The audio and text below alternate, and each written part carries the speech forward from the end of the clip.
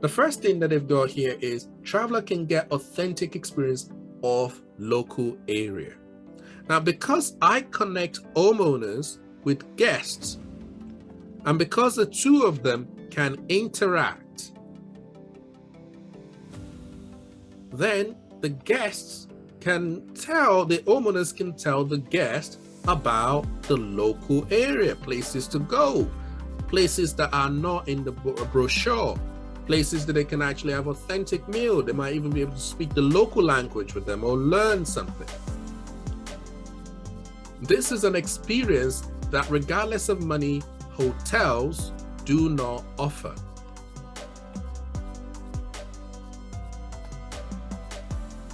The second thing is extra monetization of vacant properties, vacant areas for homeowners. Another thing is, because nobody else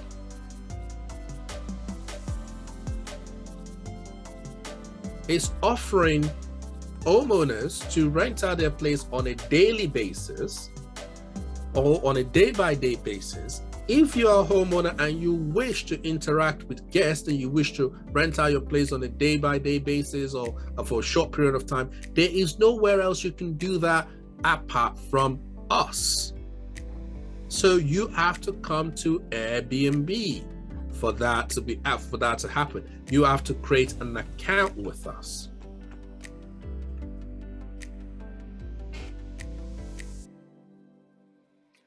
Then you might want to ask, okay, any unfair advantage, something that it will take a lot of money to replicate.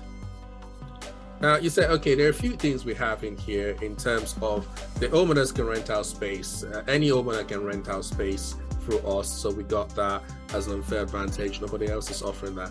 In terms of the branding aspect, we have a trust building bi-directional rating system. So this is different from what you tend to have in a hotel, whereby it's more like a customer-centric rating.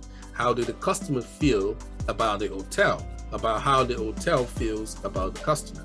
So one thing we're offering here is both parties have to rate each other so that we can know the good hosts as well as the bad one, and we can know the good guests as well as the bad guests, so that other hosts can look at their reviews and say, nope, I will not take you if you have less than 4-star review. And other guests can also look at hosts and say, I will not be with you if you have less than 4-star review. So in terms of another thing is insurance by default. We have decided to cover the insurance of everybody who basically comes to Airbnb up to a certain amount.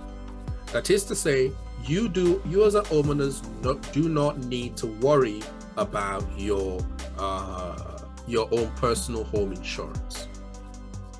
If your homes get damaged, you can claim through us.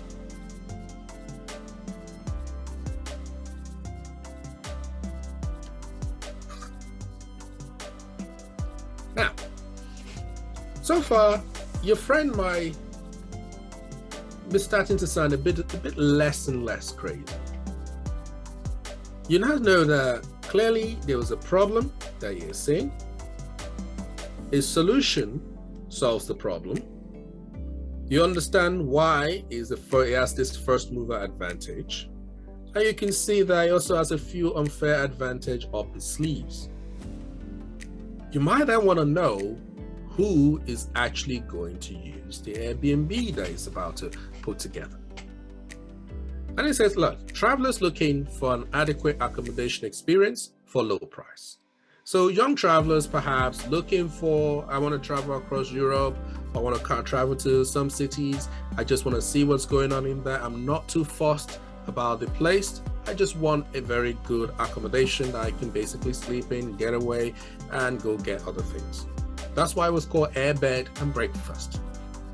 Because basically, it was initially people just wanted a place to sleep and just to get out. Then you have people having some accommodation options to become hosts. So also people who have, let's say for example, your flown nest or your kids have gone to university for the summer, university. You know they'll be back in the summer, but you also want to make some money from their room while they're gone in the meantime. Rather than renting out the place, you can use it for Airbnb in that meantime. And the early adopters are the people who are ready to basically share their residence and earn some money as a host. So those are your customers. And you can look at it and say, that looks reasonable.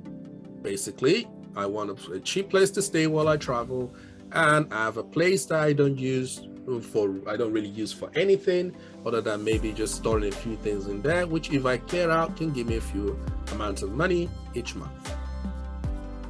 The channels that you might ask is, hello, my dear Brian. How will these lovely people, your homeowners and guests, how will they know about your product? And you might go, well, the first thing is through referrals. Somebody joins Airbnb,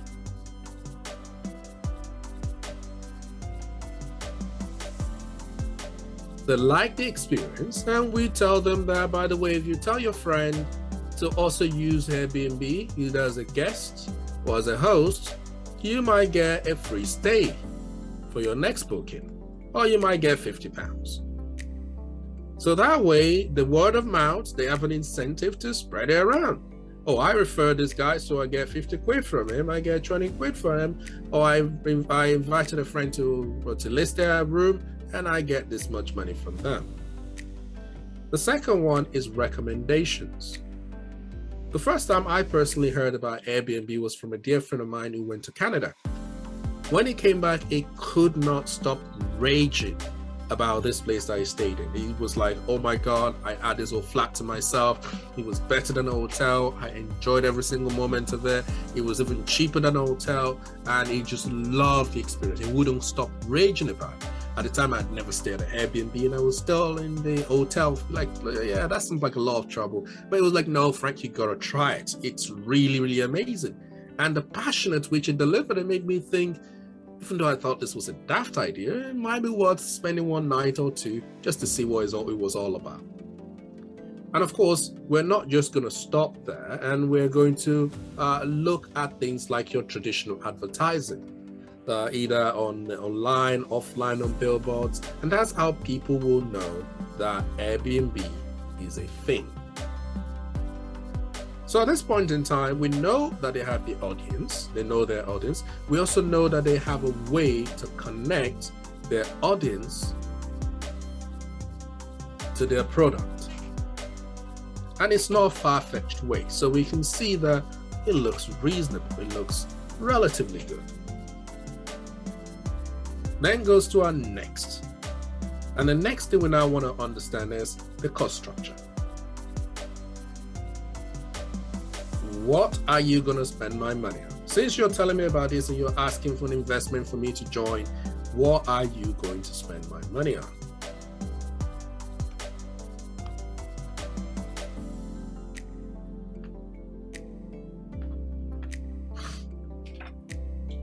And that's where they start to go, okay, so as I said, we're going to need some development. We're going to need to pay for some hosting. We're going to need marketing. We're going to need payroll. We're going to need insurance to cover all those property. And we're also going to need photography to showcase our best properties so that people can see what they can potentially book. And overall, this is how much that's going to cost. And that's why I want to give you 20% of the company for your £50,000. By the way, that would have been a steal. But that's their potential business model. So they've now listed what the money will go into and what we're getting in return. Now we might go, okay, all right. So you've connected the owners with the guests. So where does the money actually come from? I mean, what do they get from that? Where do we get paid? And that's where the revenue stream comes in. I said, well, we're not going to charge the homeowners. So homeowners are not getting charged. They list their properties for free. And if they list their property for £60 a night, they get the entire £60 a night. You go, that seems a bit weird. So how do we make money? Well, we make money by charging fees to the travelers. So if the traveler pays £60 to the guest, we charge a percentage. We add a percentage on that to the travelers for helping them find this lovely stay. Let's say 13%. So the 13% of that £60, that's what we get. And that's how we fund ourselves. We charge fees from the travelers. And we believe that in the first year of trading, we will make around £5 million, which more than covers our costs and still leaves us with a healthy profit. So at this point, we're looking at it like, wow, okay, that looks good. That's starting to look like it's a good idea. Yeah, it's a wonderful idea. At this point in time, we want to know what the key metrics are.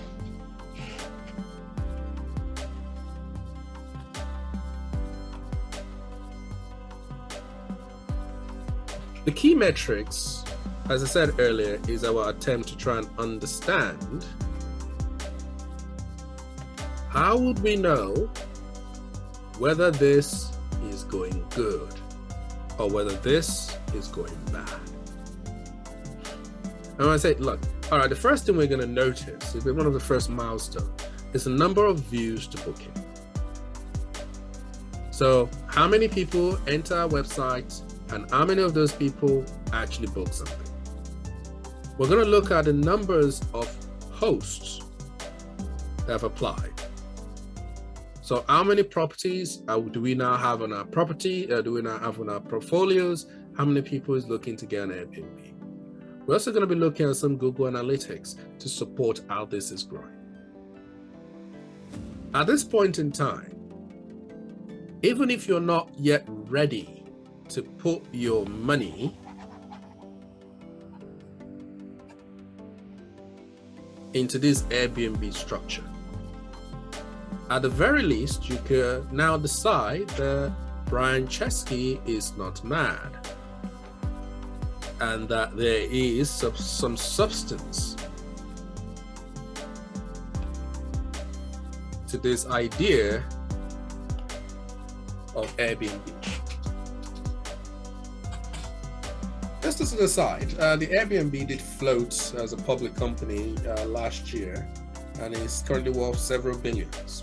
So, as crazy as it might sound at the beginning, it seemed to have worked. And that is what the benefit of your lean canvas is. It's sort of a way to at least determine from the outset whether this is an opportunity and whether it's an opportunity that you would be interested in. It doesn't mean that we've now stopped and we can just basically hand over our money.